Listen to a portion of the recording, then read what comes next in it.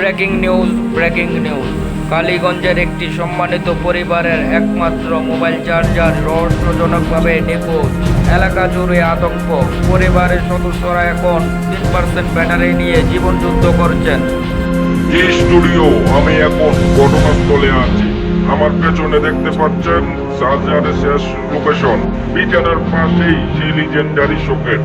সাক্ষীরা বলছেন রাত 11টার দিকে চার্জারকে শেষবার এখানে দেখা গেছে। ভাই, ফোনে এখনো 2% আছে। মাকে ফোন দিতে পারতেছি না। প্রেমিকার মেসেজ সিন করতে পারতেছি না। আমি এখন সমাজ থেকে বিচ্ছিন্ন। এই কেস সাধারণ না, এটা অর্গানাইজেড চার্জার থেফট সিন্ডিকেটের কাজ হতে পারে। টাইপ সি নতুন মডেল। আমি আগেই বলেছিলাম, পাশের বাসার ভাই সবসময় চার্জার নেই, ফেরত দেয় power bank. Breaking update, charger উদ্ধার।